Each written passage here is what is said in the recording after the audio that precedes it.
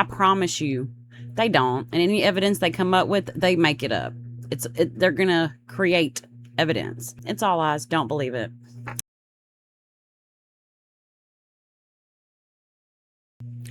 So I have a break for a minute from momming, and I decided I should just go on and finish watching this bull just to hear them out. I gotta let them finish. Stephen Greer joke. Let's see what they gotta say. Whole show here, because we're going to have Michael Schellenberger come on next in the next hour, and he can tell us more about what he knows. But if this is how it reads, this is an egregious moment that we're having. Welcome to the show, Michael. It's great to have you. Thank you for, we talked this morning after your story broke, and boy, oh boy, this is a big one. And you interviewed Joe Kent, and so I'll let you say it in your own words. What did he tell you?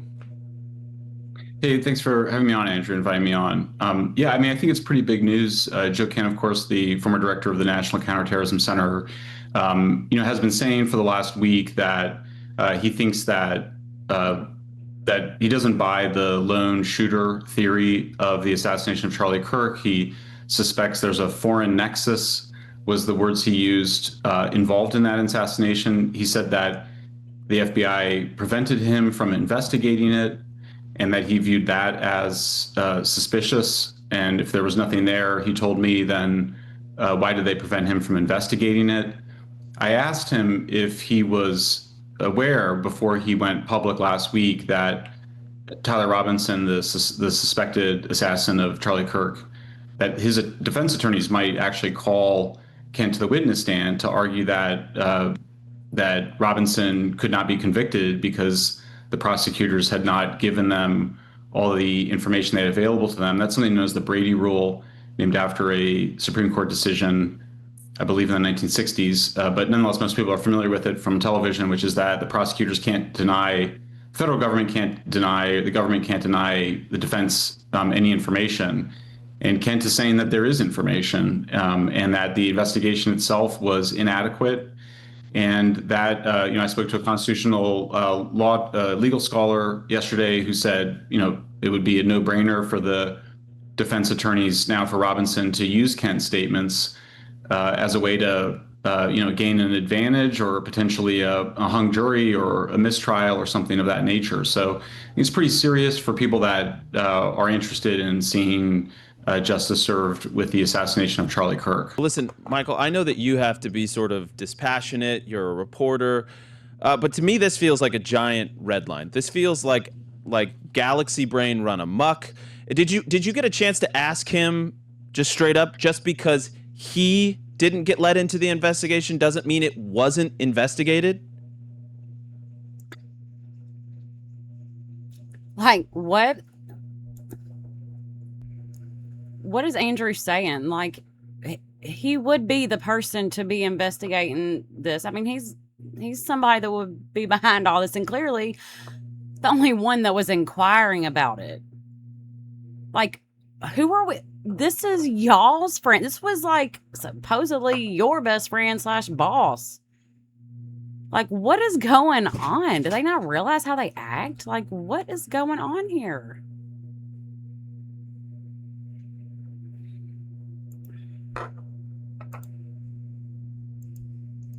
Yeah, thanks. I appreciate the point. I'm trying to, the truth is I actually like kind of everybody involved in this. I've actually admired Kent and the things he said in the past.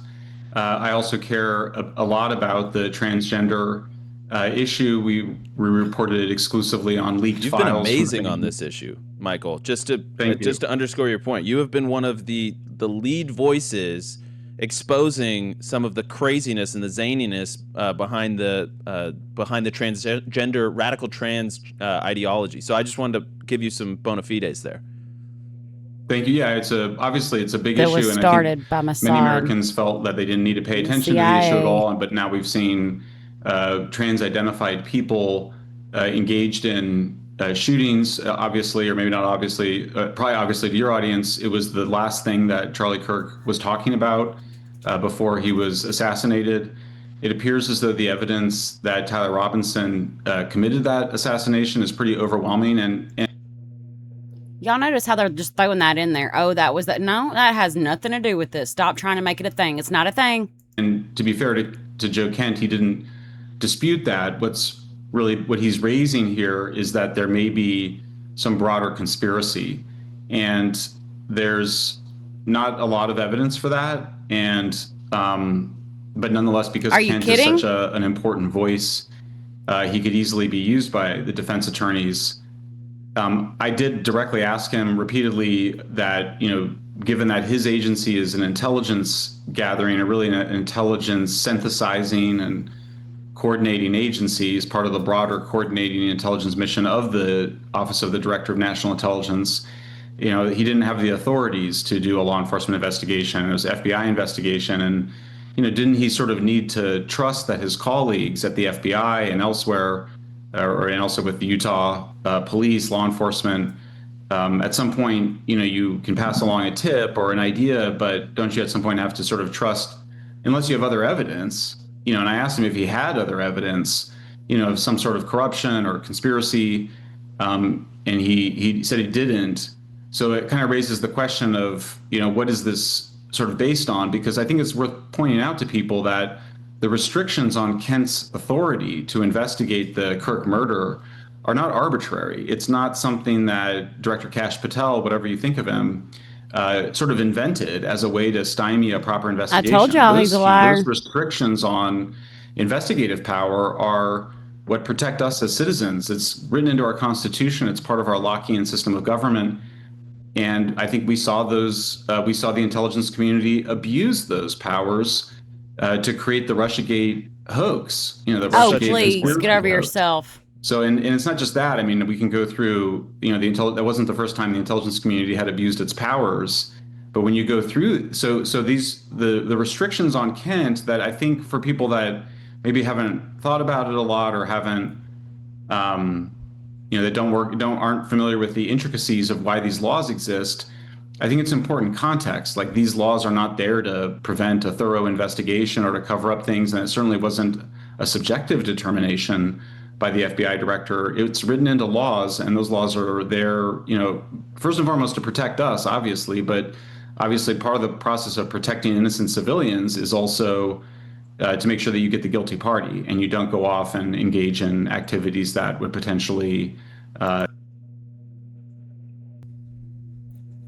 Okay, just so y'all know, this is another thing that they do. They just put a bunch of bullshit in there, just like a bunch of words, so that you'll kind of get distracted and not pay attention to what's even being said. Let's make that clear. That's what's happening right here. Entrap innocent people.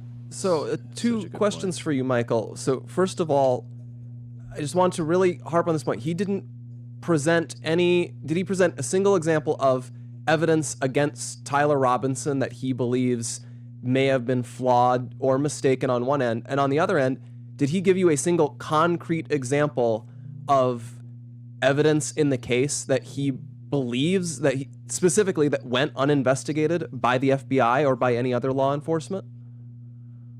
I'm afraid I can't answer all of these questions because I have to protect, but I will say that he presented nothing on the record and hasn't presented anything on the record.